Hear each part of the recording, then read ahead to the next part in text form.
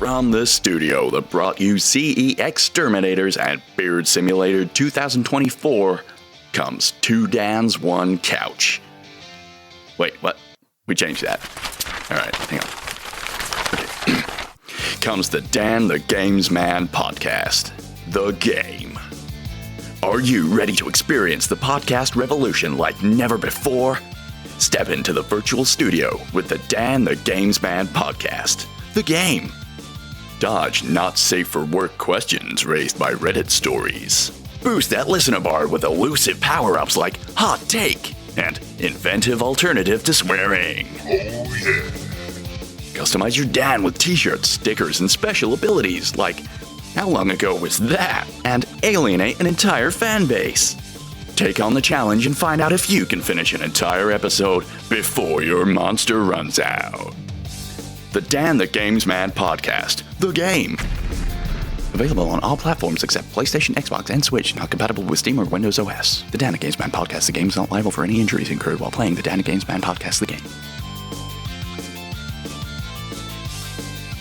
My name is Dan. And my name is also Dan. And welcome back to the Dan the Games Man podcast, your fortnightly gaming podcast. And we are back after my holidays. And let's just say we have a little bit to catch up on. It just seems every time, either just before we record a podcast or before I go away for a long period of time, the entire gaming industry as a whole decides to drop all the news they've been holding on to for the rest of the year. So we have a lot to cover this episode. But straight away, the first thing we all want to know is, Dan, what have you been playing over the past 4 weeks? Other than playing the Fool, I have been trying to catch up with you on Expedition 33. How are you finding it so far? I'm loving it. I still can't parry for love nor money. That was going to be my first question. Have you got the hang of the parry system yet? On some things, like, yeah, I can learn that pattern. Some of them I'm still baffled by. I saw one hint that was like, go more by the noise. I'm like, shut up. I'm not doing that. One of the ones that really gave me issues. Have you had like the weird Dark Souls looking ones that kind of stab themselves with a long sword and then swing it? Those ones I actually got quite good at. Okay. Them ones, I feel like the first time you meet them before, massive spoiler, that's a really they are really difficult. That area I thought really kind of was a jump in difficulty of the game. Oh, 100%. I was going from like whacking everything straight down to being like, oh, that's problematic. Yeah, I feel like that's where the game actually really starts to take place. My L came into her own with with her one that's like, I'm going to ignore all your shields and then get some AP back. I'm like, yes. Some of those shields, like later on, you get those shields really start to stack on that game. Yeah, it does make a large amount of difference. Yeah, I think I got a Verso skill. No, Monoko that does a similar thing. But yeah, other than that, and I am loving that game, by the way, and the Monoko boss fight music. Oh, it slaps, doesn't it? It's good. It is funky and fresh, and I love it.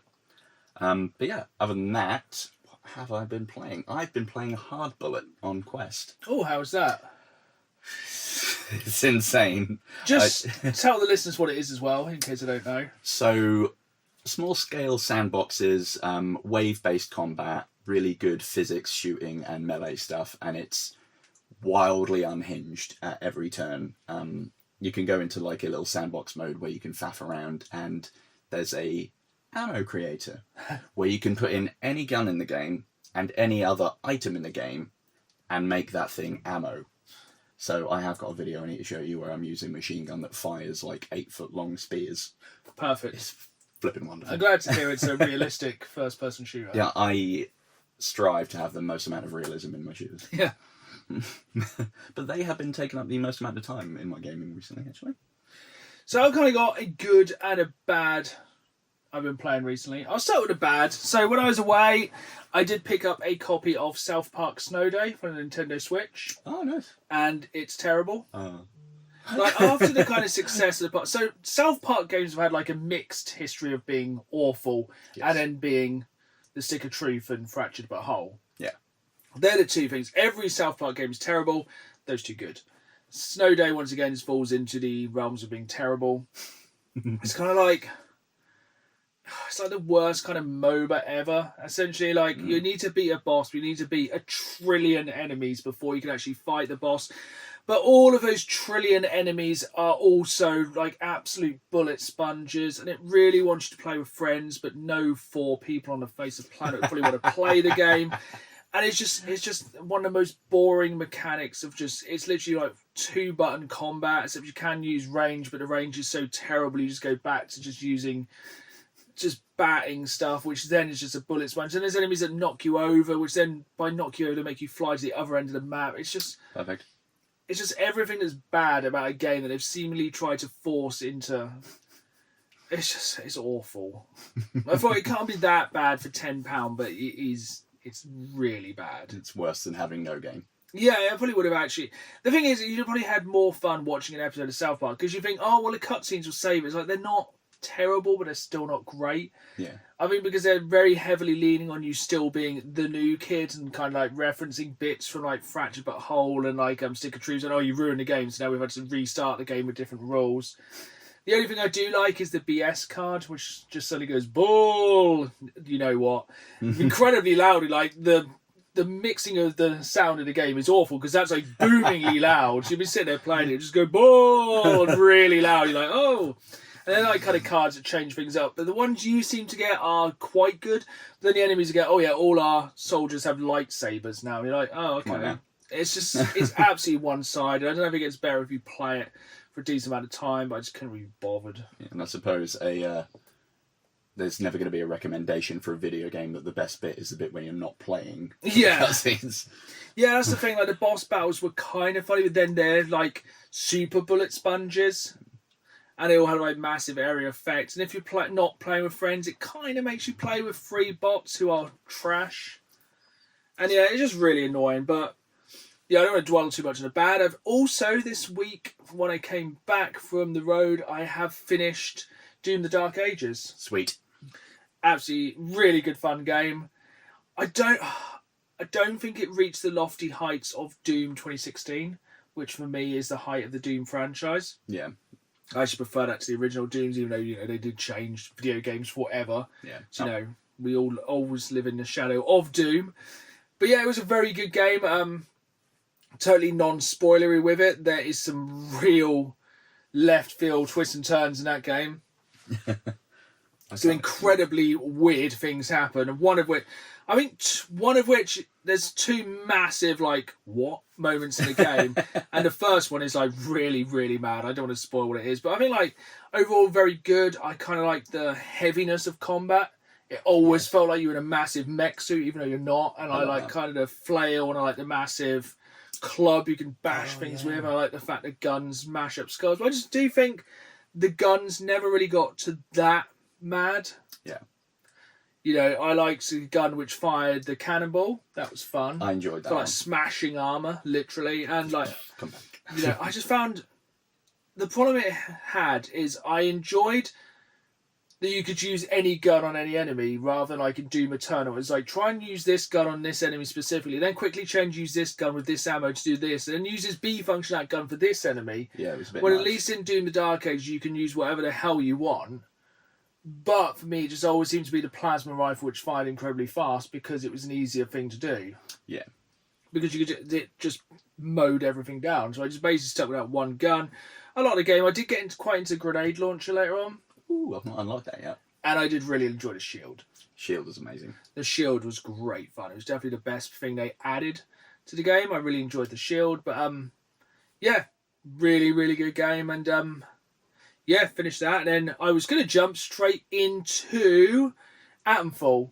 Oh, yeah. Which I've had downloaded on my Xbox Series X since the day it came out. Then it went, we just need a quick update. And I was like, oh, here we go. This is one of the joys of modern gaming. It's like, we're just going to do an update of your game of 24 gig. I was like, okay, I'm not going to play. I just literally sat down. I was like, right, I've got a couple of hours. I'm going to jump into something new. And then, so I was like, right, I'm going through... Because I basically got back from holiday, and while I was away, like everything, a million games got released. Yep. So I basically came home. As soon as I got home that night, put everything on to download.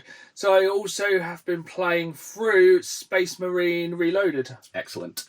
So basically, yeah, it's the first Space Marine game from 2013. I think it was released on 360 and PS3. Yeah, it was around then, isn't it? Early 2010s. For yeah, really good game. It's really cool and interesting going back playing it now after playing Space Marine 2. Because it references so much. It's really weird. It's kind of weird and really cool going against the orcs. Yeah. Because obviously it's more the Tyranid and spoiler alert for a 13-year-old game, eventually Chaos Space Marines, which obviously you see the Chaos Space Marines in Space Marine 2 and also the Tyranids. But the Orcs you don't see in the new one. But yeah, it's definitely interesting fighting an enemy that fights back. Yes, rather than just swarms and is angry. Yeah. No, I feel like this one more mixes ranged. I feel like the original Space Marine mixes ranged and melee combat better than the second one, maybe?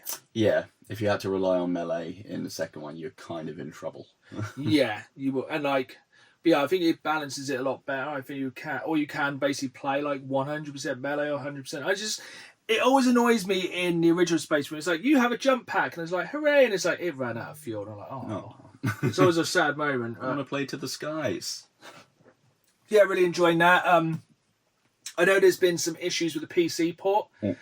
I think that's been pretty buggy. I think it's been deleting people's saves, stuff like that. But yeah, on the Xbox Series X, absolutely no issues. Glorious. This game's past day one. Really enjoying it. I think it's only like a 6 or 7 hour campaign. I'm halfway through, like 2 or 3 hours in, and yeah, having a blast with it so far. I remember it being a good giggle.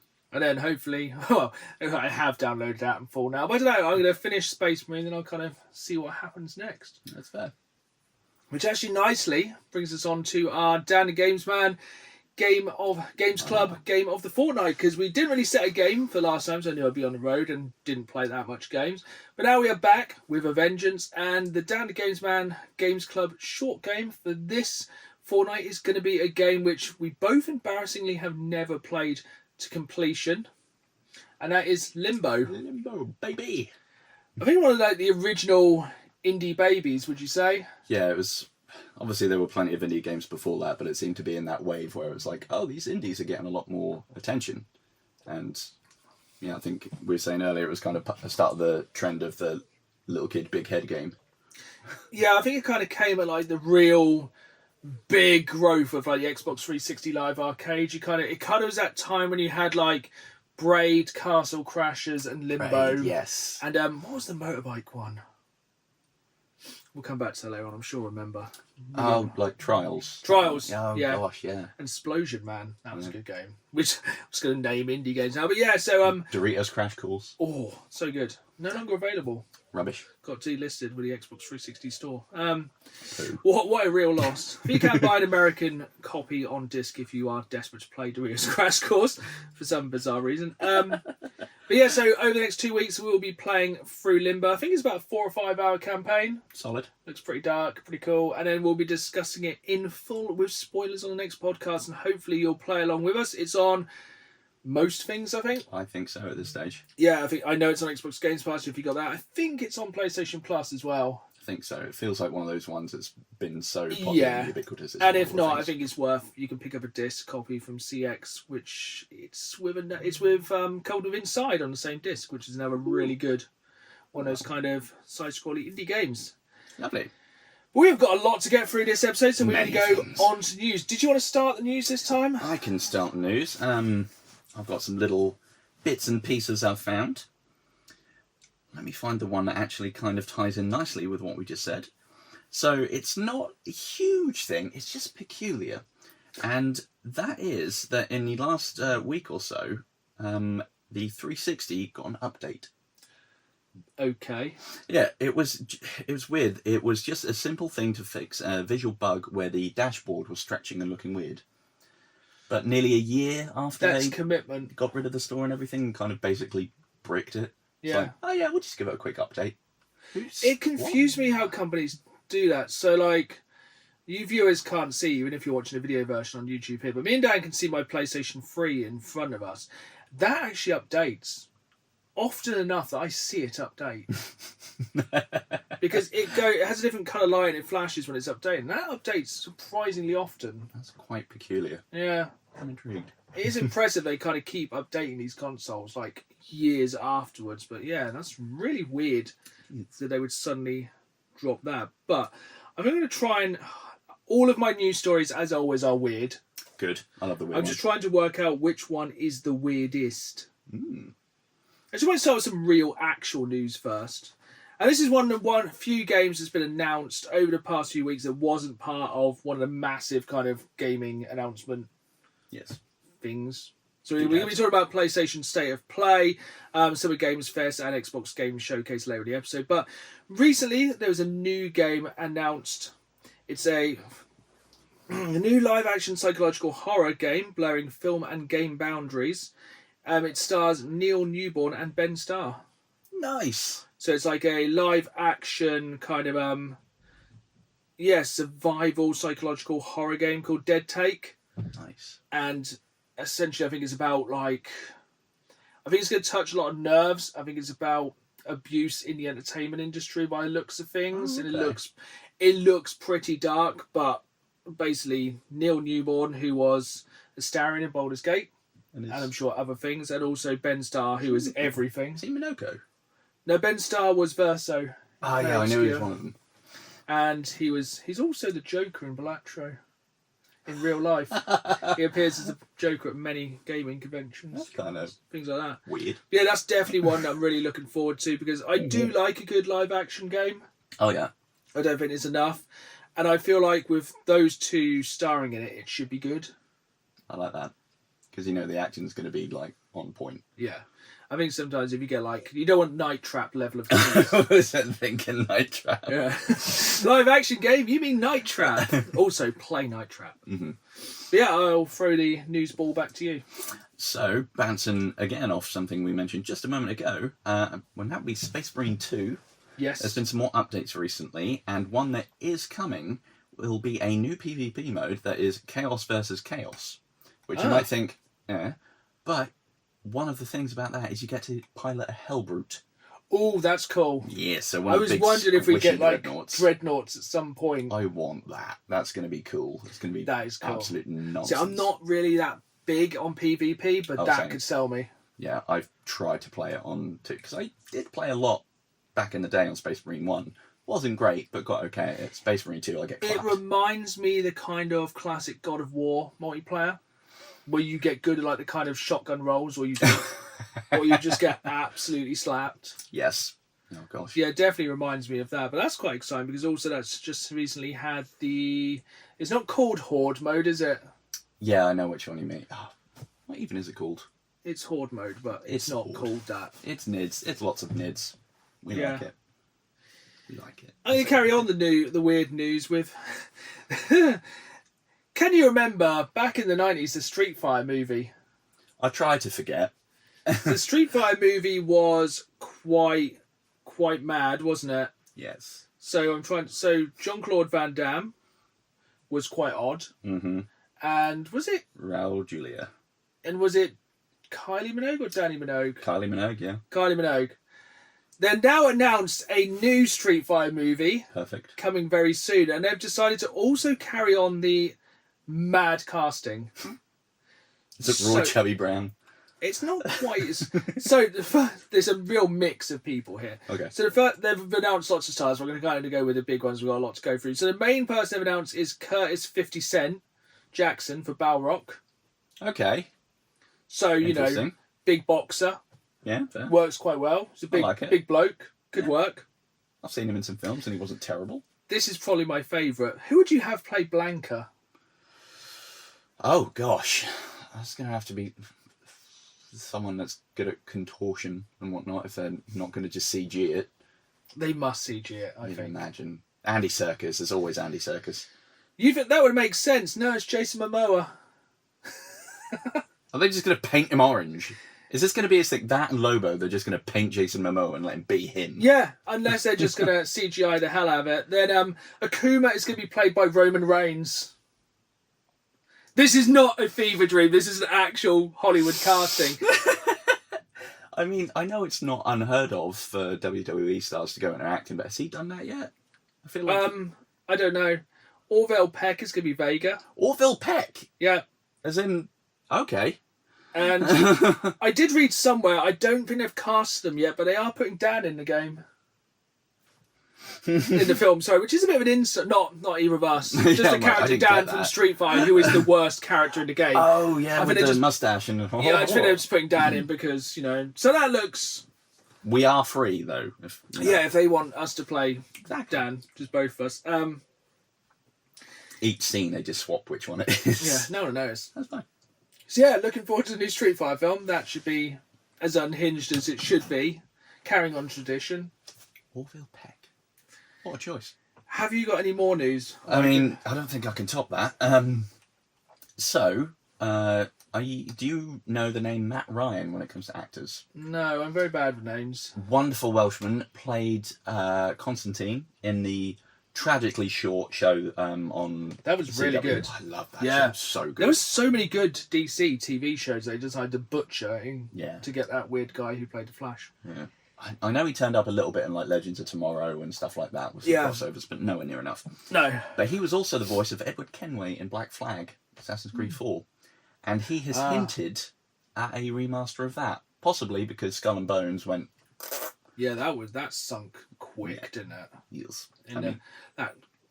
Was it quadruple A? Oh, that's it. The first quadruple A game. Really? I love when companies just really shoot themselves in the foot. Like when Borderlands, for like, Borderlands 4, if you're a real fan, you'll buy the super special edition. It's like, why did you say that, Randy? Yeah, you'll sell your child's diabetes medication to make sure you can get this. Oh, cool. Great. Sounds like a bad Simpsons advert for Bone Storm, doesn't it? Yeah, it really does. Who knows if we really need a remaster of that, but I did really like the ship combat and the whole ship mechanic. I suppose we kind of had like a remaster. See, you could probably just do you could do another one, but then you had Rogue, which had some incredibly annoying stealth sections. Like, I feel like some of the Rogue stealth sections for the insta-kill with the rifles was some of the worst sections of any Assassin's Creed game, so... And that's saying something. I feel like they should probably just let that wreck lie. But then again, it's Ubisoft, and... They never will. No. But, I haven't played Assassin's Creed Shadows yet. I kind of have a standard thing with most Assassin's Creed games, just waiting until they get cheaper. Yeah. And then playing about a quarter of it, and then realising it's way too bloated. Yeah. It's like you've got enough things to collect. You don't need to play one of those games. Yeah, it's just I just find them too long. I'm gonna bounce back again. Oh, little segues. After our mention of Roman Reigns, WWE Where is he now? 2K25. Have you heard about some of the new characters? Yeah, it's all stupid. Yeah, Shaq. So this is how 2K have decided to thank all the fans for buying their yearly game franchise by making a season pass which adds another 50 or 60 quid on top of the game, so you can get a lot of the new characters, and then bundling in a lot of wrestlers with a load of sports people who no one wants. Yeah. So it's just like the Hoops pack or some... Yeah, I can't remember what it's called, but Dunkin' and something. Dunkin' Donuts pack, yeah. It's got like 4 basketball players and an Abyss. Yeah. Whichever wants to play as Abyss, because then you get his massive, like, nail board. Juliet, I think it's called. I can't remember. It's been a long while since I watched TNA. But, yeah, it's just a bit of an insult, that one. Yeah, I mean, I read it and I'm like, is this from April and I missed it? And I think as well, like, they're still not released some characters who are meant to be on the old DLCs, and then they've... Yeah. Perfect. I feel like 2K is another one of those games where every year they try and get you people to buy it on day one, but they actively discourage you by putting in so much DLC, or the fact, well, we're a few days away from Prime Day at the moment, which is maybe where I'll pick it up, because it'll probably drop to about 25, 30 quid, probably. Which I'm quite happy to pay, but yearly sports games are a joke. Yeah. The only thing I can hope with that is just leaning on the basketball aspect. The commentators will do some of the NBA Jam stuff. Yeah, you really hope so. That'd be good. Or just yell Shaq attack every now and then. But yeah, the WWE 2K games do leave a bit of sour taste. Yeah, I remember they really started to go a bit funny around 2K20. They kind of pulled it back last year, but it's just a kind of the classic thing with games of just chucking in as much content and microtransactions as possible. Essentially, you got Ultimate Team with the cards, I can't remember the name, which I got really into last year, but I don't know. I enjoy the games. I just feel like sometimes they don't make a big enough jump, but 24 was really good.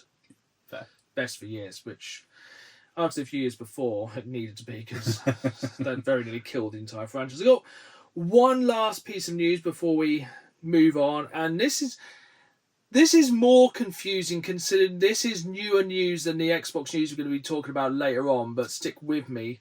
And that's that the Xbox Quest 3 now exists. Yeah, that one has baffled me. Yeah. We're going to talk more about Xbox kind of spin-offs as such later on, but this one is confusing. I don't know why. So it's not really got anything to do with Xbox. It's just a Quest free in Xbox colours with the Xbox logo on, and you can play Games Pass on your Quest. Yeah, and I'm assuming that just means it's a little virtual screen. Is this just the whole everything is an Xbox, but this is a branded Xbox? It's a very good point. It probably is that. Well, we'll kind of talk more about them blurring the lines between what is an Xbox later on. Yes, this is true. And we'll kind of touch on it, like the kind of number of people who've been fired by Xbox this year and this week. I did. Like there's been. I'm now trying to find the official stats, but yeah, they're cutting about 200 more jobs, and it just seems consistently that Microsoft are cutting jobs. Yeah, and they've also like totally nearly stopped working on the new Perfect Dark game as well now. Oh, actually no, so it could potentially hit 9,000 jobs. That's quite the jump. Yeah, it's I don't know if Xbox know what they're doing at the moment. Really doesn't sound like it. And we'll kind of jump more into that later on. You'll see, it kind of feels like consoles don't seem to know how to release stuff over time anymore. No. Like the past few months on Xbox Games Pass has been insanity. Yeah. It's like every 2 weeks is a AAA game, for lack of a better term, that you want to play. Yeah. And then last year on Xbox, nothing. Yeah, it was pretty dry. And then it seems like they just waited and gone, here it all is. And then same this year last year on PlayStation, Infinite. This year on PlayStation, I don't think there's been a PlayStation game released this year I care about. Nothing springs to And mind. we're over halfway through 2025, and No. there's not been a PlayStation must play. No. Which actually brings us on to, I'm not going to doom and gloom too much about that because it sucks. But this is the hottest, freshest news I think we've ever had on the podcast. Something that actually came in 2 hours ago. Hit me with it. So today, because we have to talk about it every podcast, we are legally binded, we had the Helldivers live stream. Whoop! So, I think you were working still when this came on. There was a countdown. This is why I love Helldivers. There was a 1 hour countdown for a 2-minute announcement. For God's sake.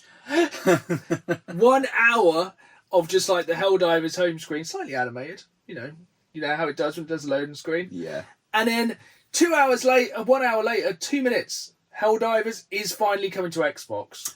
Reinforcements. August 26th, it is dropping on Xbox. Nice. And yeah, I'm just glad more people get to come into Helldivers. I feel like they could have timed it better. Yeah. They should have lined it up with the invasion of Super Rav, and I'm sure they will line it up with one of the craziest things that's ever going to happen on the game. I feel like it writes itself too well for it to be like, hey, reinforcements, jump in on this. That would be pretty There's cool. always going to be there's reinforcements, but Yeah. I think, imagine if it's Games Pass. Imagine if they do, like, they're not actually... What if Xbox players are a different faction? That would be incredible, yeah. Yeah, Really they're not... the console war. These aren't reinforcements. They're the enemy. That would be wild, and That'd it be would quite not funny. surprise me in the slightest. That would be wild. I'd enjoy it. Also, thoroughly. there's going to be some people who have not seen some things that are going to see some things. Mm-hmm. Because the thing is, like, if you've never played Helldivers, I feel like it's got gradually crazier. Oh, yeah, it's wildly unhinged. I mean, my favourite thing in, like, let's call it the meta at the minute is using the anti-tank cannon as a trebuchet and then firing one of the portable nukes across the... Yeah. It's like, I think there's going to be some really crazy stuff. Mm-hmm. I'm here for it. And yeah, I'm very, very excited for it. But Tell you what it could overlap with, actually. what's that? do have some small leaking news from Helldivers 2, and that is that Cyberstan has been leaked, the Automaton homeworld. So it's a little way off, but that might actually play into that. We're actually going to be able to take the fight to the Automaton homeworld. Oh, imagine if we could wipe out the bots. That'd be pretty good. That could Purge, that could be cool. factory resale on them boys. But that is to come, and yeah, Xbox. If you're an Xbox player, I've never played Helldivers 2, pre-order it. It is the one game that I didn't pre-order that I wish I had, because it deserves your money. I think it's probably going to be about 30 quid again, isn't it? Probably about that. And also there's capes. Yes. If you pre-order, there's new capes. Yeah. I think it was a fresh one drop for the review bomb. Yes, think, it was. as well. And the community is fantastic for Helldivers too. Like, it's always funny. Yeah. Even if things are terrible. It's like, I think one of my favourite ones was you could either save the arms factory or the children's... Oh, yeah. The orphanage. Yeah. And the orphanage had no real world... had no effect on the game, but in the real world, then the developers donate a load of money to a kids' charity, don't they? That's it, yeah. Yeah. Which is pretty cool. It's pretty good. But moving on to something worse, we'll move on to this time's Reddit story. Oh, excellent. So once again, my wife has gone through the depths of Reddit to find a gaming-based story. This one's from 6 years ago, and it is another Tfue. Lovely. And today I fudged up. And today I fudged up by playing a Jackbox game with my girlfriend's family. Oh, no. So, don't do 6 years. I'm hoping it's early lockdown. Because I was a big Jackbox player during lockdown. I played a lot of Jackbox. We kind of started with Cards Against Humanity because everyone had his deck in their house. Yeah. And then we kind of moved on to Jackbox and it got dark. Yeah. It got not suitable for podcast. Which I'm guessing this is where this is going to go. So, a little background. My girlfriend's family is extremely conservative. Perfect. Yeah, great start. Like, goes to church twice every Sunday and never swears conservative. While they're really nice people, it's a challenge for my heathen self to successfully endure a whole weekend with them without saying something that brings shame to my name. Onward. This isn't by you, is it? So earlier tonight, my girlfriend's family decided to play some games there. We settled on Drawful, a game that allows you to draw things from your phone. This is where things go south. Any of the games that allow you to draw things in, it's going to be a penis. Yes. I'm saying now, not having read this story before, this will be about a penis. It's going to be big and it's going to be grotesque. After choosing our character names, you have to draw your character. Seems cool, right? However, this is my first time playing and everyone failed to mention that once you start drawing, you cannot erase. Right, that's 2 lines. Womp So womp. being the funny guy I am, I draw this huge, veiny dick and secretly show it to my girlfriend in front of me. We have a good laugh because we both know well that her family would be mortified if it showed up on their screen. As a joke, my girlfriend pretends to hit submit on my phone. In reality, she really did hit submit. Next thing I know, my character pops up on the TV with a huge contoured schlong. Great use of the word schlong. I'm lost now. There's no mistaking his beauty either. My heart skipped a beat. I looked around and accidentally made contact with her 12-year-old sister. It looks at me with disappointment unmatched by anything I've experienced before.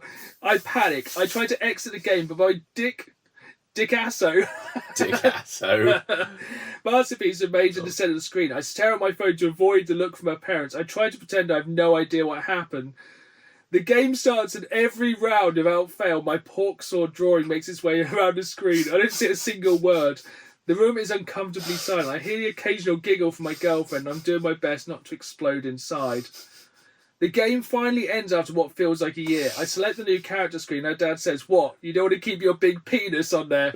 Jesus would be so proud on this Easter weekend." Even better as a Easter. Safe to say my girlfriend, more her family, isn't the one for me.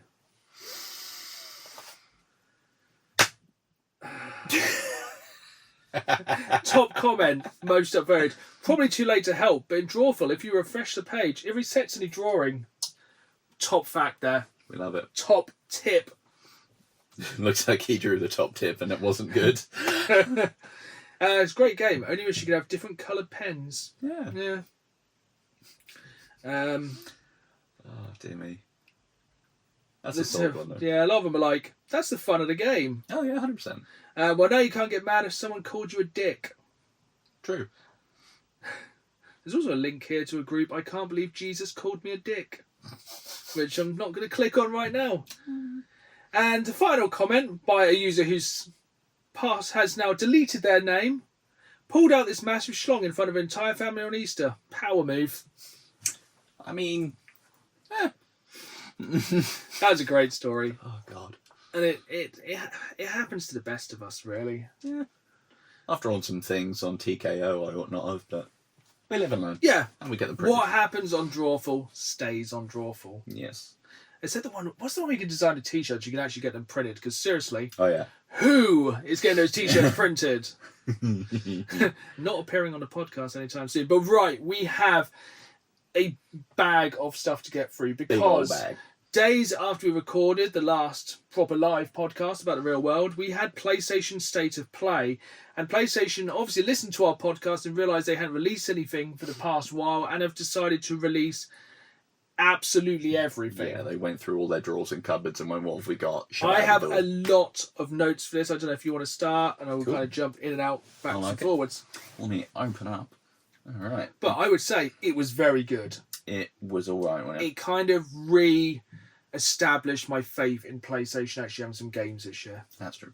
The first one I've made any notes about, I found a lot of the stuff across all of them at the minute have kind of left me a little bit confuddled as to whether I like them or not. Some of them are interesting, but I don't know if it will work. And one of the chief one that kind of exemplifies that for me is Pragmata.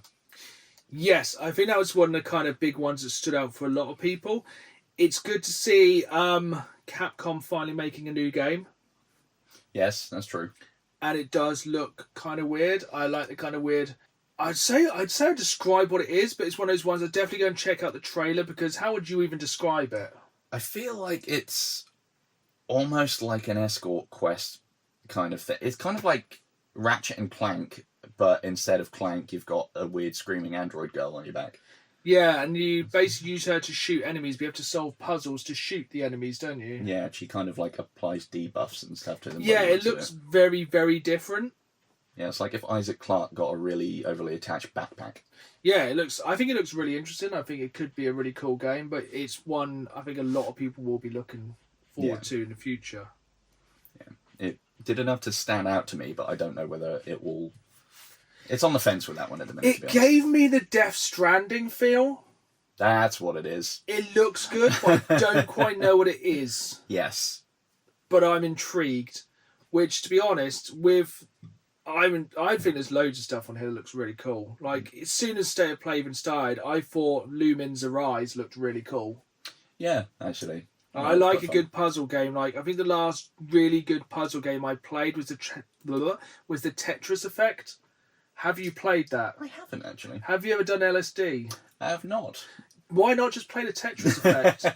It is available on PlayStation VR as well, and Lumines Arise, which is made by the same studio, will be on PlayStation VR 2 for you two people who own one. And yeah, it looks really, really good.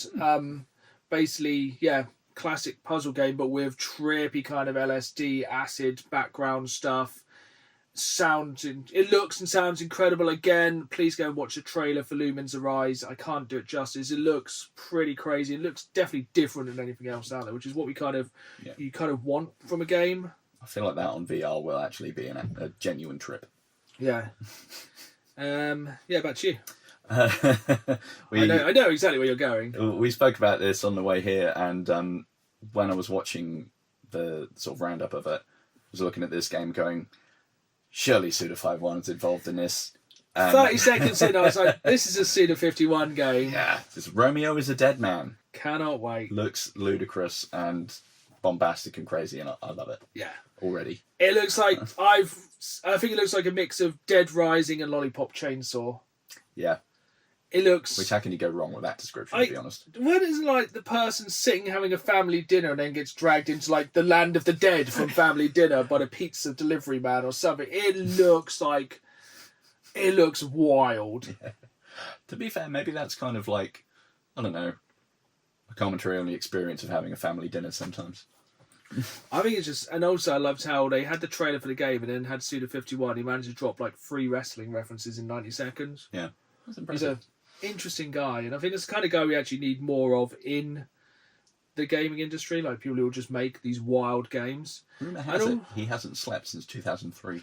Makes sense. And also, I wonder if it's going to somehow randomly be linked to Lollipop Chainsaw, because the main protagonist's name, Romeo's girlfriend, is called Juliet.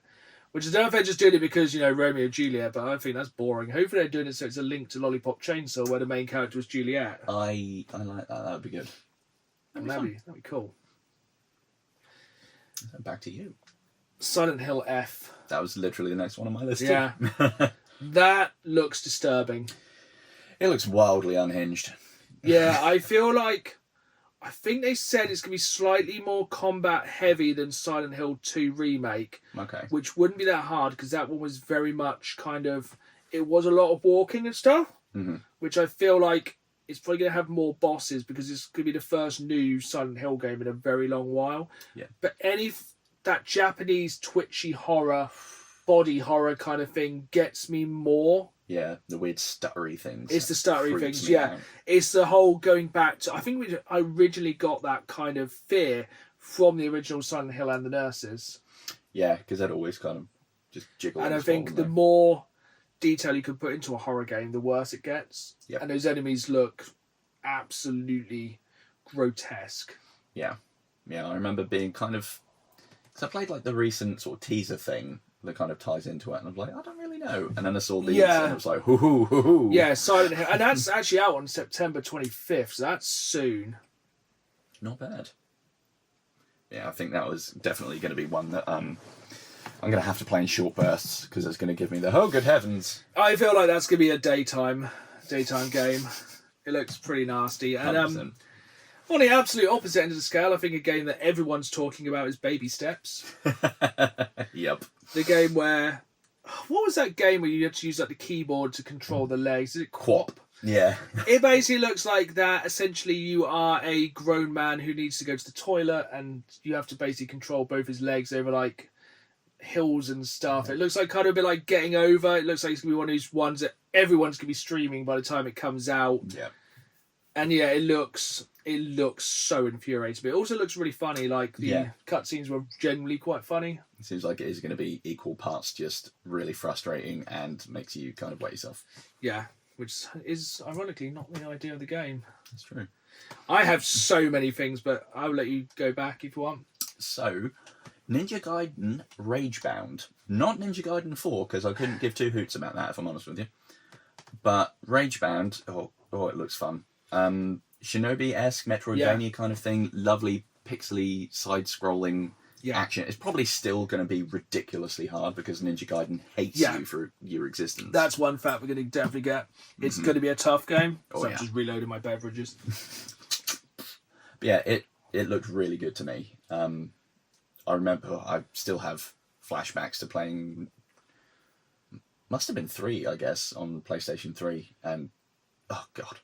Yeah, it's a tough game. I think it's kind of pre-Souls. Yeah. Difficult parry, kind of difficult game. Yeah, I think Ninja Gaiden got sick so Dark Souls could die, that kind of thing. Yeah, pretty much. It was that does look really cool. Like graphically and the way it's presented, it looks really cool. Gameplay wise, I will not be touching that with a stick. But yeah, it looks really fun. I kind of rattled through a few. Everybody's Golf is back. Have you ever played an Everybody's Golf game? I haven't, actually. If you want to play a golf game and it's not Mario, that's probably your best bet. It exists. That's quite fun. They are doing a Mortal Kombat Legacy collection. Yes. That looks really cool. And that's from the people who made the Cowabunga collection. Ah. That's a collection of the first 3 Mortal Kombat games across many different formats. I think we even spoke about this in our Mega Drive episode last time. Yes, because they are doing the Game Boy version of Mortal Kombat, which you can play online versus people. So all of the Mortal Kombats on the Mortal Kombat Legacy collection with a K, of course, is going to be playable online. Glorious. Which is also... Actually, no, I'll save that bit for the end. Because there was one game right at the end, which was very exciting. Have you got any more from PlayStation? I've got a couple more. I've got 3 more. Okay, let me... Metal Gear Solid Snake Eater looks amazing. Yeah, that's fair. Not really a lot else we can say about that. It was good then, it'll be good now. I think the last kind of one we'll talk about is for the makers of Road 96, Tides of Tomorrow is a cool multiplayer game where every player's choice matters. That looks really good. It's basically a mass online game where you never actually play with anyone, but like the group decisions affect the game. It looks odd.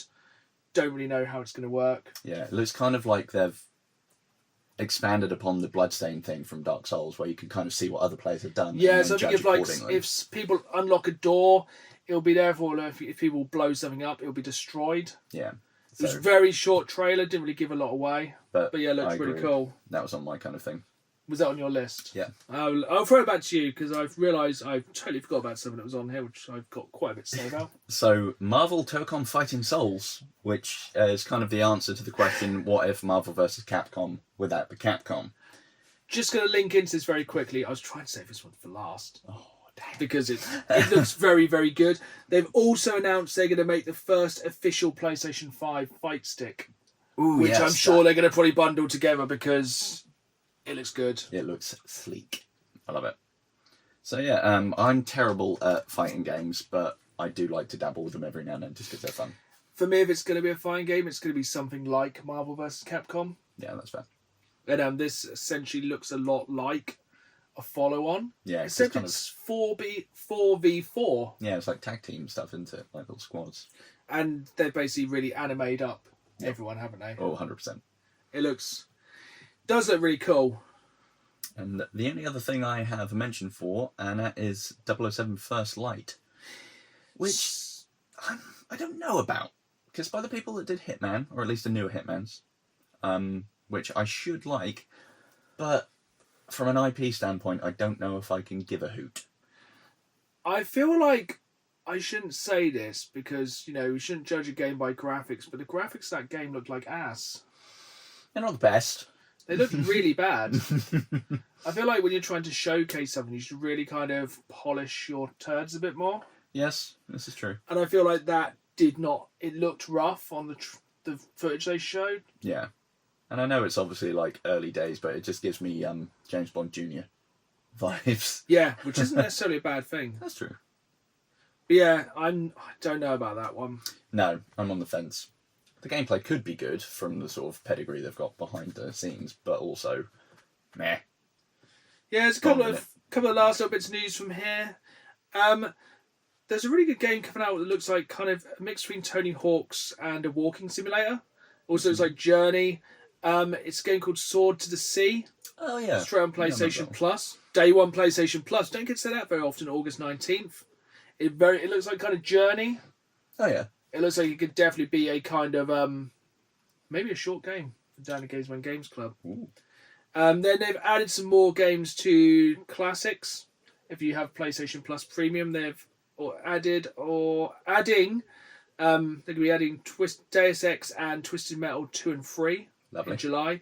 But they have already added Resident Evil 2 and 3 PS1 versions. Sweet. And the last thing I'm going to talk about, because I forgot to talk about this with games we have played, because when this was announced, they announced FBC Firebreak is going to come to PlayStation Plus on day one, and I have now played it. Oh. I totally forgot I had an afternoon on it. I've downloaded it, but I haven't played it. How do you find it? Now, we are both older men. Yes. Our reflexes aren't as quick as they used to be. No. Call of Duty is fast. Very. FBC Firebreak is slow. Comfy. It's a more methodical first-person shooter. Okay. It definitely encourages teamwork because you get more shield if you're all together. Nice. You can get downed incredibly easy if you're separate. I don't think it's got the longest longevity of all time, but the levels I've done I've really enjoyed. So basically it kind of starts and then you get to a next bit of the level, next bit of the level, next bit of the level. So like the level I did, there was a furnace we had to put out. Cool. So everywhere's hot and like periodically you have to turn all these fans on to bring the level cooler. But they're periodically they shoot out fire, then you'd all catch fire. But then some of you have guns that have water, which if you wash, you can get covered in stuff, you can wash it off to regain health. Okay. Or obviously if you catch fire, you just put the fire out of water. And you're constantly being hit by enemies. And you got to work together as a team. You have different classes and stuff. And then basically it came up to a big like ending where we had to all drop. We had to charge these barrels and then drop them into the furnace to like snuff it out. Okay. But it was like waves of enemies while this was going on. It's really good. I actually really enjoyed it. I think I played with randoms. Yeah. So I think if you had two friends, it'd be a good laugh. I just need to find one friend then. Sadly. But basically it just feels like combat feels less like a Twitch shooter. That's good for me. It feels more to me like Team Fortress, but cooperatively. Nice. I really enjoyed it. Then there was another level which was like had all these kind of ice anomalies. It'd say these portable heaters to like melt the ice and I can't say that today. Oh, that's But also, quite it's fun. all like FBCs flying around. Nice. Like there was a set of traffic lights flying around while we're trying to do all the other missions, and every time it stopped, if it went to red and you moved, you take damage. It was really quite clever. There's loads of these ones going around the map cool. randomly, and like all the levels are quite different. I feel like I've only done 1 or 2 of the levels twice. Yeah. So I've only played about 3 or 4 hours, but I think if they kept content coming, it could be quite interesting. And I think like the way you upgrade between levels is quite interesting. Like you get like different attachments to your guns, different ways they work. Mm-hmm. It's definitely worth jumping into. It is on Games Pass and PlayStation Plus, Yes. which is quite interesting. But I definitely would. I'd recommend. I reckon we should jump on it at some point. Oh, 100%. It's on my pile of shame. It does look interesting. I don't think it's gonna necessarily change the world, but I think it's well worth playing. Cool. I'm done with it. And basically that is everything for PlayStation State of Play. But they have announced they're doing a Ghost of Yotai deep dive coming in July, Lovely. which is my most anticipated PlayStation 5 game of 2025. So I'm excited for that. As long as there's still the option to scream at people to initiate combat, I'm down. Yeah. So it seems like PlayStation has decided to release some games, Yeah. which will be Gap Gap which year. takes us nicely onto Summer Games Fest. Summer games. I do feel like as we go, so we got one more after this, we've got the Xbox Direct after this, but I do feel like there's slightly less being announced for each one, so there's probably a bit of a crossover. Yes. And I'll start off with Summer Games Fest with the announcement of Atomic Heart 2. That one has kind of surprised me in as much that Atomic Heart kind of went with a bit of a damp It fart. kind of came and it kind of went. I don't know if they timed it great, being kind of set in Soviet Russia. I enjoyed it. It kind of gave me that kind of Fallout, Bioshock kind of feel. Yeah. I feel like they released it at terrible times. I think I started playing it, then something more interesting came along, and I can't remember what it was. But it's definitely a game I'd probably jump back into. Yeah. I'm kind of glad it got a sequel because I think they could build quite an interesting universe. But yeah, it's an odd one to have gotten a sequel, to be fair. But I suppose, it's surprising. yeah, if it did come out at just a bad time, I suppose it's good for it to have another chance. As long as they don't like wait till next May to release it. Oh God, they will, won't they? Like the 27th of. But yeah, don't know May. when it's out, but yeah, that looks pretty cool. Yeah. That's my first surprises. Mine so far, not a huge amount of. I mean, we've not even had any gameplay from what I can tell, and I know you're hyped about this one as well, and that's Resident Evil Requiem. Yes, so that was a really cool one that no one really saw. I like how they did it kind of halfway through Summer Games Fest. They were like, we've got some more news on a new Resident Evil coming really soon. And it was at the end. Yeah. Bonk. Here it is. Yeah, I feel like it's one. I think there's been a little bit of gameplay leaked, but not a great deal. Essentially, it's Resident Evil 9. Yeah. It's going back to Raccoon City 20-something years after the events of Resident Evil 3, so the tactical nuke has been dropped, the city's in ruins. Nearly in real time since the game. Yeah, it's basically in real time. They're going back to Raccoon City for reasons that are not apparent at the moment. You're playing the daughter of one of the characters from Resident Evil Outbreak. This gives me separate excitement as well. Yes. That's now acknowledging Outbreak as exists. canon and that it exists. So will we get a future remaster of them? I hope so, because they slapped harder than like Chris Brown and Connery put together. That would be an 8. Was it 8 players? Something like that, yeah. 8-player co-op Resident Evil game with actual internet now would be Yeah. incredible, because that was the thing that was running on the PlayStation 2 weird. With a net adapter. Yeah, That was strange. and I think if you could get a stable internet connection, that would be immense. Yeah, I love those games. I tried so hard to just 100% so many of them. I am sure we're going to get Leon in that game. Oh yeah, they've hinted at it, but said like, oh, he's not great for horror because he's too capable. It's like, yeah, but... And also kind of saying, oh, but he's old now. I also think it being Resident Evil 9... There's a tagline of it, isn't it? Isn't it the end? Oh yeah. Which I don't think they're just going to go, we're making 9 Resident Evil games and that's it. Stop. But I think they're probably going to end some storylines there. I think it might be like the last time back to Raccoon City until the next time. But I mean, to be fair, there's not a great deal of it left to go back to. no, I tell you what, have they built that police station out of though? Yeah. Because I think no one really knew what it was until you kind of got an iconic shot of the front door of Raccoon City Police Station. Everyone was like, "Oh, it's there." Yeah, full on RPD, full on. What was it? The Statue of sort of Judgment. Yeah. So yeah, that's very exciting. I think the other game, there's quite a few. Marvel Cosmic Invasion looks fantastic still. Yeah. I think we've talked about this before. Basically, for the people who brought you TMNT Shredder's Revenge is a side-scrolling Marvel beat-em-up. Just easy way to print money. As long as you have plenty of characters to pick from. Yeah, Different ults. put plenty of characters. They will probably put in multiple characters over time. That's the kind of DLC I'd buy. Oh yeah, especially if they do the Ultimate Alliance kind of thing of having synergies with different characters. Yeah, I think they will. I think that looks absolutely incredible. That's coming. I still don't think that's got a date. No, I couldn't see one. Yeah, I'll throw it back to you and I'll see if you talk about your most anticipated game.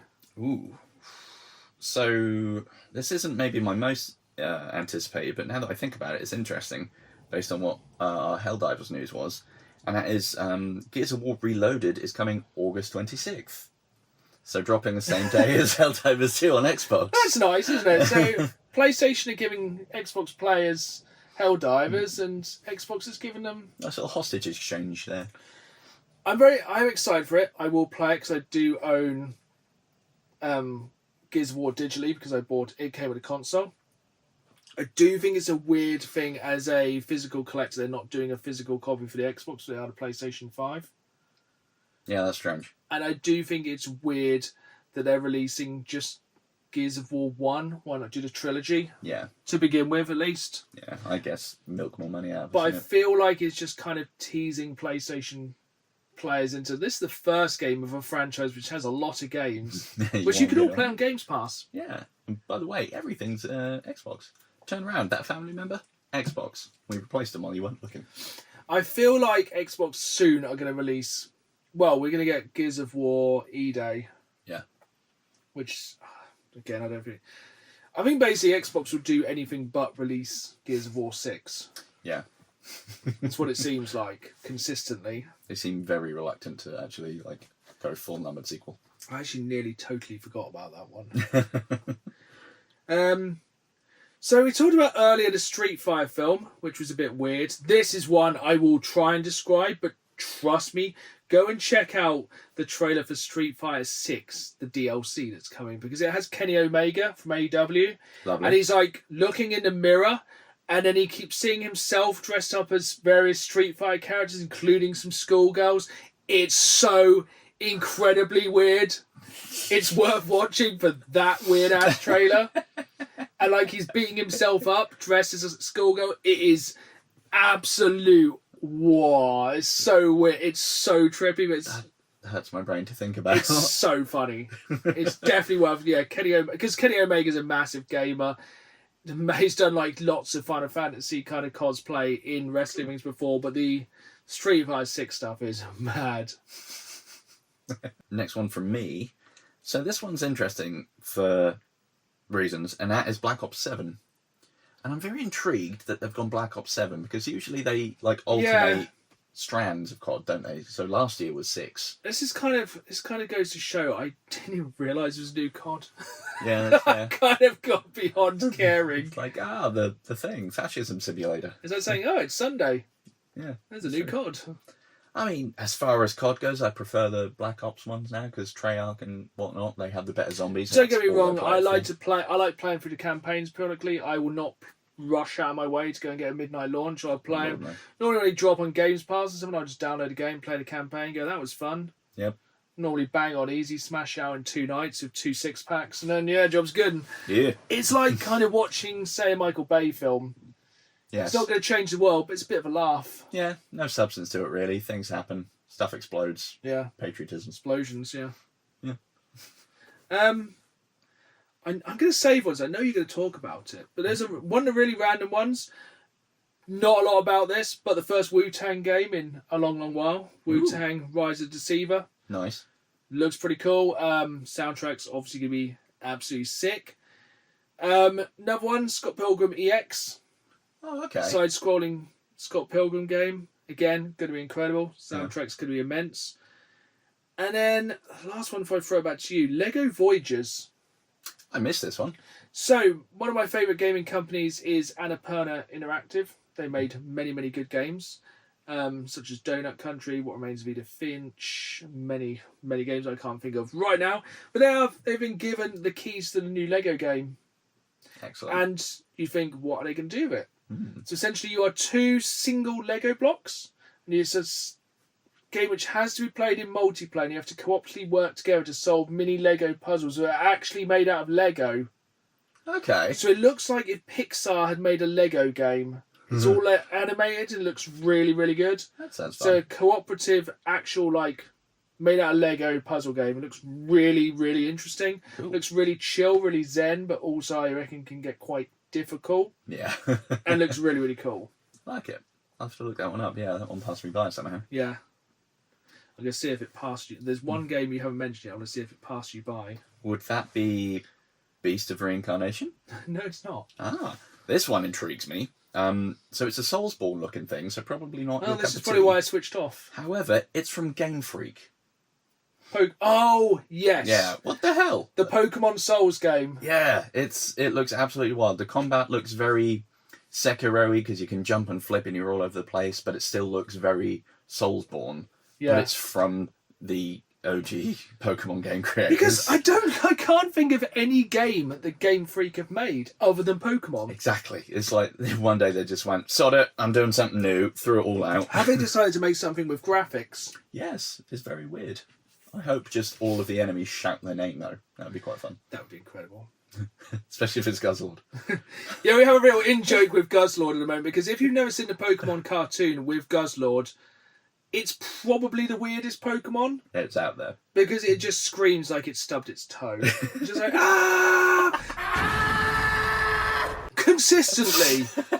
It's one of those things that really makes me laugh. Right. Oh, so good. I have one more to talk about for Summer Games Fest. Do you want to just talk about Deadpool VR? Oh yes, Deadpool. I mean, for one, what a trailer. I mean, obviously, Perfect. fourth wall breaking and use of that Absolute Taylor cinema. Dane song. I feel like possibly it's a bit too late now. Hard Bullets come out because they have a very Yes. similar vibe, but you get to do all the same stuff. You can put katanas through people's heads, deflect bullets probably. Yeah. That actually does look very exciting. Yeah. I can't believe you nearly forgot about it. Did you forget about it? I forgot about it. We have actually talked about it in depth as well, because we're like, that's going to be good on, because that's Quest 3 exclusive. I think so. I feel like that's going to be a big one. Yeah. Because it's essentially, if you're going to make a Deadpool game, that's the perfect one to make. Yeah, because being in that really immersive, insert thing, you can have so much fun with it. I imagine it's just going to be like the start of I hope it has Backstreet Boys in. Yeah, that'd be good. Just essentially just do that bit at the start of Wolverine, Deadpool Wolverine. That would be absolutely Yeah, they just turn it perfect. into DDR for a second and you have to nail it. Did you see about There Are No Ghosts at the Grand Hotel? No. That one looks pretty cool. I mean, it's really weird. It's part property flipper, part Ghostbusters. Go on. So by day, you've inherited this knackered old hotel somewhere in England, and you're having to renovate it. But then at night, ghosts. Oh. You have a talking multi-tool, a sassy cat that talks to you. For some reason, it's also a musical. I don't know why. Are you sure you didn't imagine this I game? think I might have stayed in a room with paint fumes for too long, and it was just my cat talking to me.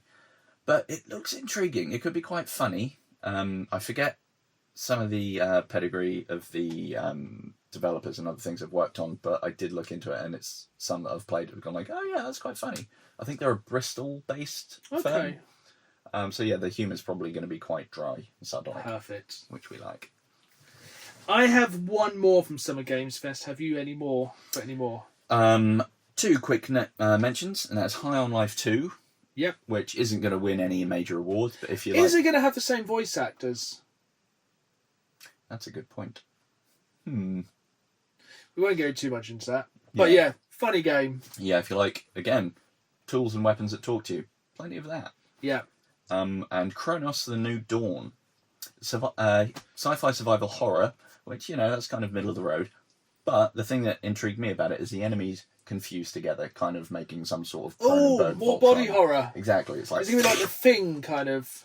it kind of looks it, yeah. Oh, lovely. That sounds terrifyingly horrible. Yeah, it's going to be awful in a very fun way, I hope.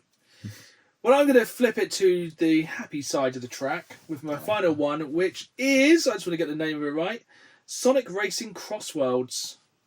Oh, yeah. Now, we all enjoy a good kart racer, but we haven't all got Switch 2s. No, that's true. I actually really enjoy the Sonic Racing games Yeah, because you yeah. can play as Knuckles. Knuckles. So, Sonic Racing games are always really good, but they're always B tier to Mario Kart. Yes. But cross worlds means crossovers. And this one looks like it could have some of the best crossovers. So it has all the kind of Sonic racing people. So you got Sonic, Knuckles, Faily Tails, probably Dr. Eggman, Probably. normal Big the Cat. Big. Great name. But then it's going to have some really weird crossovers. So it's going to have a Minecraft level. And that straight away makes me think a lot of people are going to jump on a Minecraft-based racing level. How much fun would that? Because you could basically go. That's quite fun. It could be really cool, like destructibility. There could be lava, Yeah. lava chicken. No. Still haven't seen the Minecraft No. movie, but we do have TikTok. But yeah, I can imagine it could be really cool. I think they've got loads of extra drivers you unlock. So one is Steve, Nice. and I presume there's going to be a chicken jockey as a cart. That's fair. And I think that could be a really interesting kind of crossover with that one. But it's not the only crossover they've announced. There's also going to be one for Persona. Cool. And they've said Joker's going to be one of the drivers. But for me, the most exciting one, I don't think there's any footage of this yet, is there's going to be a TMNT crossover. All right. Sign me up. Yeah, so karting with TMNT, with that kind of the speed of Sonic Racing, and I think it could be a winner. I suppose like they can lob one of the others like a shell. Yeah, or like maybe they'll be on like kind of surfboard or anything. Oh, yeah. I don't know how big each DLC will be. I presume it'll be like kind of maybe a handful of maybe it'll be like a world. We have like a couple of tracks, a couple of races. It could be really, really good. I might be able to have a sewer cycle. Yeah, it could be like I can imagine like I don't know, maybe Krang a little technodrome. That'd be great. Yeah, I'm definitely watching that with quite a lot of interest. Yeah. Because we'll talk a bit more about the Switch 2 later on. Spoiler alert for questions from the viewers. But yeah, that was one of the big things I think that I'm missing out not having the Switch 2. Yeah. Is not being able to play Mario Kart World because it looks sick, but this could be a really good replacement. Yeah. On the subject of Mario Kart, I do like some of the clips I've seen of people like getting the power up and then just being, I'm an 18-wheeler. And just through Yes, things. that does look fun. See, I have got a little bit of FOMO. But we'll talk about it right at the end of today's episode, which brings us on to the final thing that happened in the June, the busiest gaming month of all time. Game companies, can I basically send you my holiday for next year so you can just not do everything while I'm away? And Xbox Game Showcase. And as I said, things have got slower as I've gone on. I have only 3 things I really want to talk about for the Xbox Game Showcase, one of which, of course, being Outer Worlds 2, which we'll leave until the end. Yes. Because they kind of really showed a lot of that. But how much you got from Xbox Games Showcase? I've got 4 or 5 little notable mentions. Okay, well, I'll jump straight into one because Okay. it's a nice segue for the last one. More TMNT content, this time for Tony Hawk's 3-4. Cool. So Tony Hawk's 3+4, whatever it's called, you can play as Michelangelo. I think Nice. it's going to have a sewer level. I have played the demo of Tony Hawk's 3+4, which is on Nice. Games Pass at the moment. It's just the Tony Hawk's you love, remember. It's going to be good. Nice. You can also play as a Doomslayer. Yes. Looks really good. That one still always gets me. I forget about it and then I see it. I was like, oh yeah. And I think weird. it's sad they still haven't put. Also, they're putting Officer Dick in. Nice. Officer Dick. Yeah, I'll leave you with that for a moment. So, Blood of the Dawnwalker. This one might be interesting. I think, if I remember, the devs are sort of the company was created by someone who was at CD Projekt Red, and it's a case of any sort of Blade IP has taken so long. Someone God. sod it. I'm gonna make my own with blackjack and hookers. Yeah. So you're playing as a half human, half vampire guy that can walk in the sun, but it's all medievally times. RPG shenanigans on. ensues. Might be very generic. Could be fun, because vampires. Yeah. Who knows? So that one was quite interesting to me. RPG, Project Red, vampires. So Exactly. It's got chops. It has legs. I'll let you go again. So I got little short ones, really. This one, I mean, this has got to be a no-brainer for it being good, and that is Indiana Jones and the Order of the Giants DLC. Yeah, great game. Want. Indiana Jones was fantastic.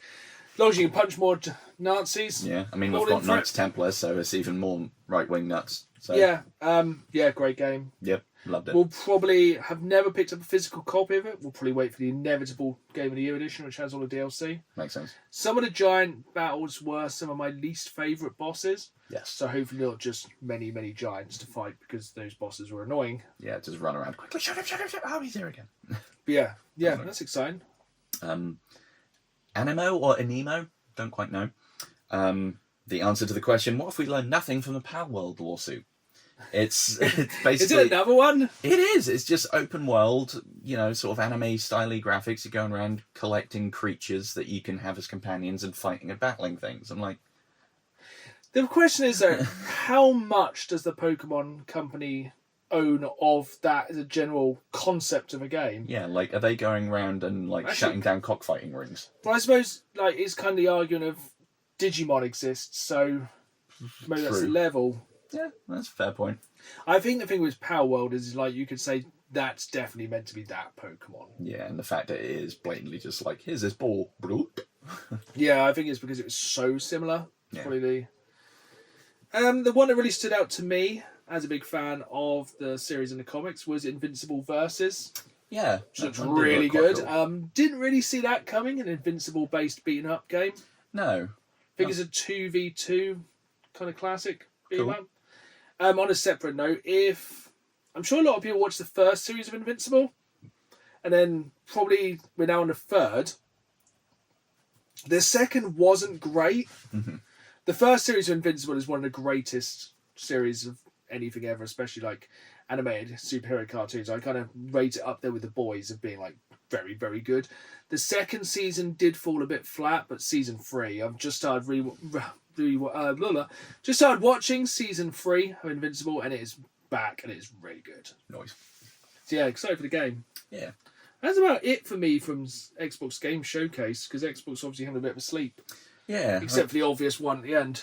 Yeah, I thought Clockwork Revolution kind of looked interesting. It's a steampunk first-person shooter with some pretty interesting weapon customization. But looking at the back catalogue from the devs, they haven't done anything kind of like that before. So it also looks very drab and brown. Yeah. It gives me 360 vibes. Yeah, early 2010s standard chest-high wall cover shooter nonsense. Yeah. So, it might not work, but it might. It looks flashy. Is that your last one? Other than what I think is possibly the main thing. Outer Worlds 2? Oh, I was going to go with the Xbox ROG. Yes!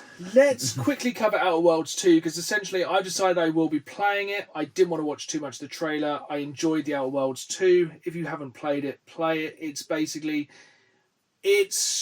Do you enjoy Fallout? If yes, play it.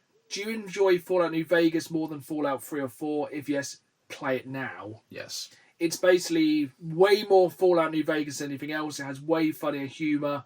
It's an incredibly good game. The second game is going to probably be better. Yeah. I didn't bother watching the trailer. Yes, we all know there's a perk where you have crackly knees. We've all seen it. It looks really good. I'm excited for it. Yeah. The little bits I have seen so far, the humour looks just enough. Not too much to be taking the mick. But yeah, some of these deep dives I don't like watching because they give too much away. I feel like with that one they would. Yeah. It takes a good swipe at capitalism in there. Which Perfect. It needs to happen. And nice segue. Capitalism.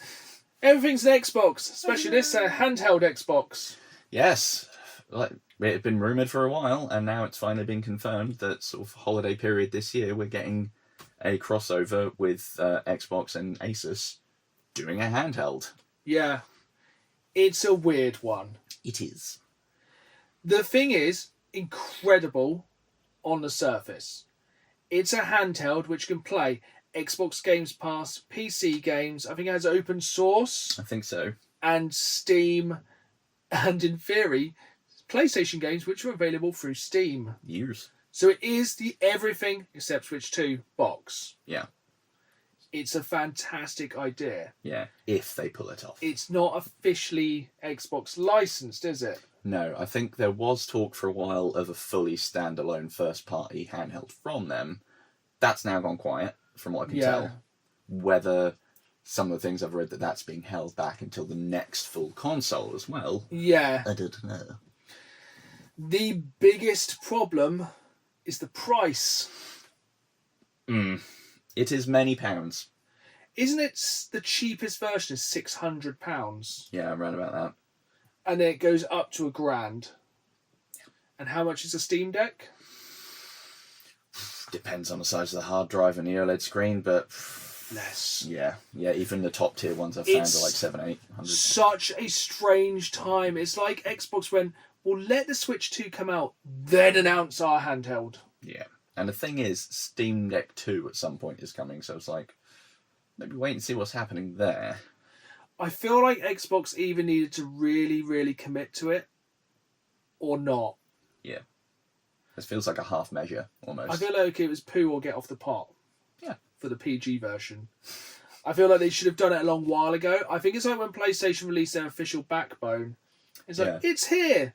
But you need to have your PlayStation kind of on at all times and be connected to Wi-Fi and everything else. So, yeah, it's great, but it's not there. Yeah, in real terms, not quite works. And then the Switch has had like years to basically perfect, and then bring out the Switch 2, which is basically perfected handheld gaming. The Steam Deck's been consistently doing it, and Xbox is like, yeah, we can do that too. I'll throw our hat in the ring. We can do that for twice as much. You could probably buy on a Steam Deck and a Switch 2 for the same price of the higher end models. More than likely. It's a very confusing time, but it is a very good.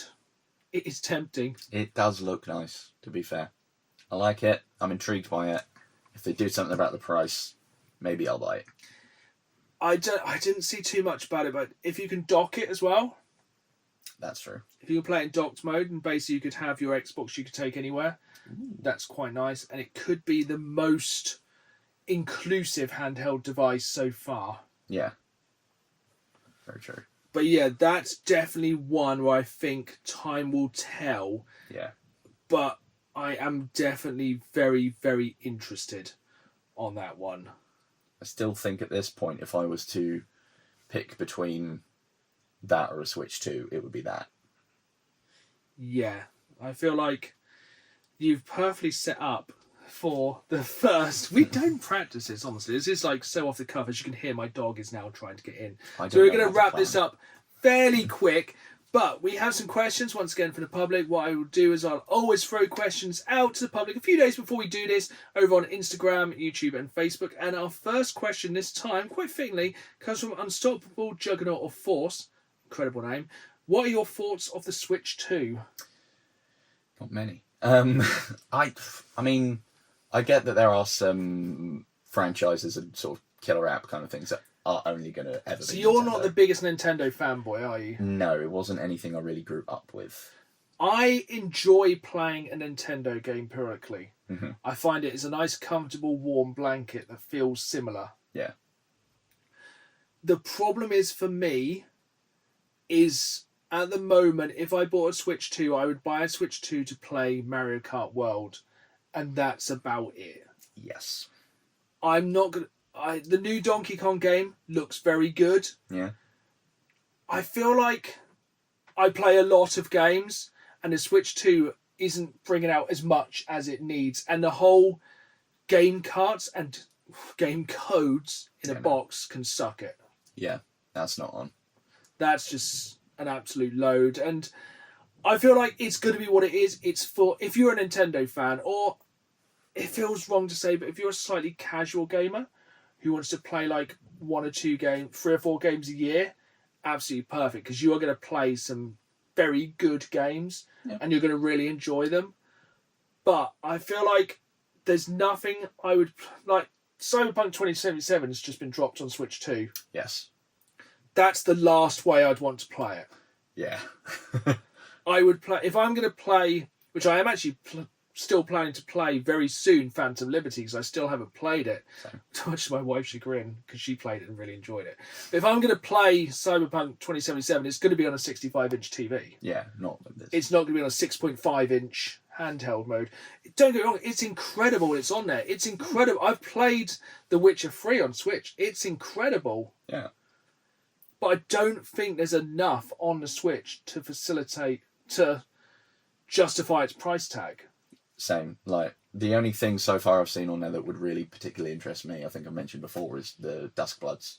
Yeah. But again, I'm not buying a whole new system again just for... Or, I still haven't played Tears of the Kingdom, which I've heard, like, the upgraded version of that is absolutely incredible on Switch 2.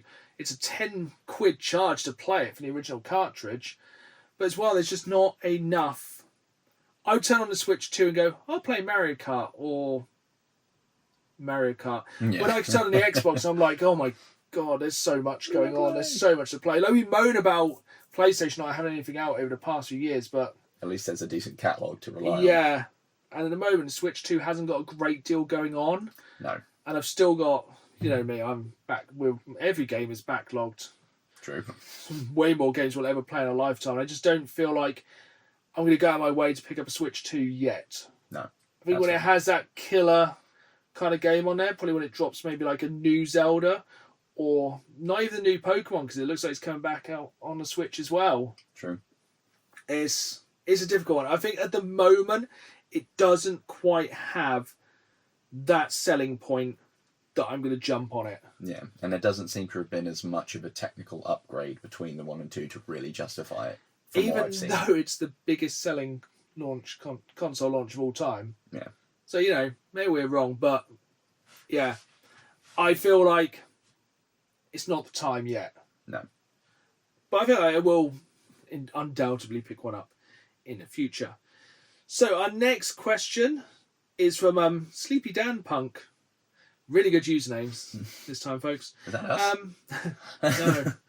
No. Says, have you ever thought about collecting Red PS3 USA Hits collections? So, anyone who's listening hasn't watched me over on YouTube, youtube.com/DanGamesman. I've slowly done a complete PlayStation 1, PlayStation 2 Neon, and PlayStation 3 Platinum collection. And in America, the Red PlayStation 3 USA Hits are their version of Platinum. Mm-hmm. Now, long story short, it's hard enough trying to find every Platinum game released here in the PAL region. Postage to the UK is a nightmare. Trying to go for a full set from another country where every game would roughly be about £15 delivered is going to be a postal nightmare. That's a hard no. So yeah, probably something I'll do in the future because I'm insane. Never say never. That's true. That's all I'm going to say. And we're going to basically, so the short answer, maybe, who knows, probably. Final question this time is from Mishap Music, and they ask, did you teach yourself about video making?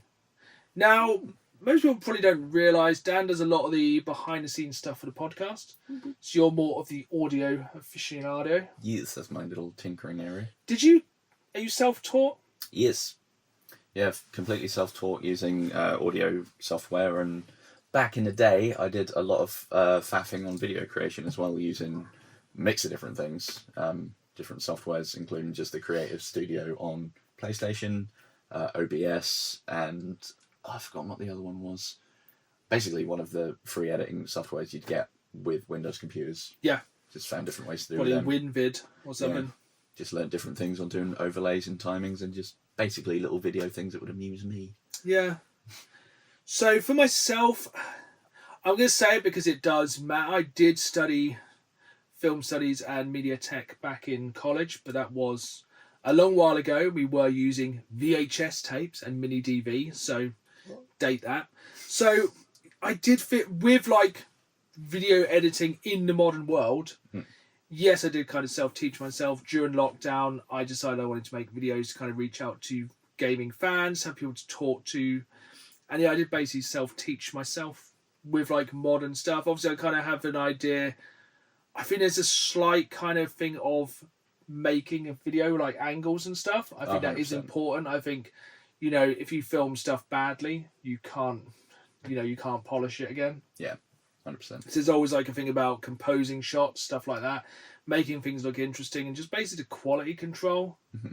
Which kind of leans into the next part of this question. What's your workflow? So how do you go about editing the podcast? Because I didn't even really know this. So usually what I do, first thing is just sort of flatten it all down so there aren't too many spikes and whatnot, and then give everything a nice feel and sort of change some of the frequency in different ranges to make the thing sound a bit more full, and then compress it again so then everything's like at a pretty steady level on the waveform, so you don't get bits where it's like and then from there I will cut and splice, getting rid of any extra little noises or putting in sound effects and music that again amuse me, but by and large, yeah, it's just clean it up, spice it up, done. Yeah. And interestingly, do you do the intros, which you only hear on the audio version of these podcasts, do you do them before or after the editing process? Usually I will do it after. So you save that for last? Yeah, because that's usually, strangely, the most sort of intensive part of it, because I have to figure out what it is and then do a bajillion takes, because usually I trip over my own tongue. And that's sort of the more time and resource. So do you save the hardest part for last? 9 times out of 10, yes. See, I'm the opposite. So obviously when I make my kind of live game hunting videos, bits like that, I will obviously film the stuff in the wild at the start. Then I'll kind of put that all together, kind of clip the videos together, do it like that. But then the next thing I'll do before I do any voiceover or major editing, so I'll just kind of bulk it all together, and then I will do the stuff from in the games room first. Because I find that the more intensive, and I'd rather get that out of the way first. So I'll do that before I do the voiceovers, any of the real editing, stuff like that. So that's what I will always do first. Fair. Because the podcast is different. We have basically one take on this. Yeah. I have hundreds of takes when I'm doing the stuff in the games room, because I'd rather get it right. So sometimes if it does sound scripted, it's not necessarily scripted. It's just I'm saying the thing I've been trying to say repeatedly, correctly for the first time. Oh, 100%. And that frustration you feel when you're on like the 7th time of trying to say a line you've written. It's like, come on, brain. Stop And it. I think people are like, oh, it'd be really funny to hear outtakes. It wouldn't. It's just me getting increasingly annoyed and my voice not doing what I want it to do. Yeah, and me then going, oh, I've got a dry mouth. Let's have some water. Yeah, there's a lot of drinking in... And, yeah, so basically it's a very long process. Mm-hmm. And I think this is what's going to surprise most people. Like, I'll let you answer this first. What software and camera equipment do you use? So software-wise, audio stuff, I'll use Audacity, but I've also gotten a subscription to, I've forgotten what it's even called, but a virtual microphone mixing desk, so I can apply different effects. Yeah. So then that basically then plugs into Audacity, and rather than running my just standard USB plug and play mic, it treats the software as the microphone, so then anything I apply in the app then goes into Audacity. And yeah, it was pretty standard mic I got off Amazon, nothing fancy. Yeah. That's kind of how I've always done things. I do not use anything fancy. I use this. I use an iPhone. This is my camera. This is how I record. This is how I edit. We are using another separate iPhone to record the podcast. You are currently an iPhone. We literally just take the audio from this video. The video version gets uploaded pretty raw onto YouTube. I then send you the audio version, which is what you play around with. Mm-hmm. And yeah, I do my editing on here using iMovie. It's how I've always done it. It works for me. And sometimes I think you can really overcomplicate things. 100%. And to be honest, if Danny Boyle can make a film using an iPhone, I'm sure I can make a 20-minute video about a car boot. So I feel like I would probably find it easier if I had a Mac, but Macs are expensive. Well, yeah. So are games, but I can buy more games for a Mac. That's true. And I'd never game on a Mac either. Feels like dirty. Yeah, but I hope that hasn't kind of ruined the illusion that we are both professional sound editors. We have like a studio, like I think people imagine like a big mixing desk, like we're standing there with all these massive screens and stuff. It's like, nah, personally, I just normally sit here on the sofa in the games room, just playing around. And I think, do you actually have a computer? I have a computer, and That's another part of the process. When I'm recording the intros, I have to try and act like I have sound baffling, which involves me draping a blanket over myself on the microphone, so it gets very Which hot. I never knew until a day or two ago, because we've been going through the heat wave. Dan's had to put off doing the intro of this episode because it's been too hot. He's like, I'm going to wrap myself in a blanket. Hooray. That's how professional we are. We have one of us wrapped in a blanket and the other one just sitting on their phone editing from wherever he's sitting. I'll leave that to your imagination. But this has been a long episode. June was a very busy month, but we are back with our 2 weeks, and I'm sure something will happen in about 20 minutes' time when we finish recording this episode. So we're going to sound off for now. Remember, you can see me every Saturday live at 5 over on YouTube on the Day in the Games Man channel. This podcast drops every other Friday where all podcasts are available. Make sure you hit that like button, subscribe. And as always, keep playing the game. It's goodbye from me. And it's goodbye from me. And we'll see y'all soon. Thanks for listening.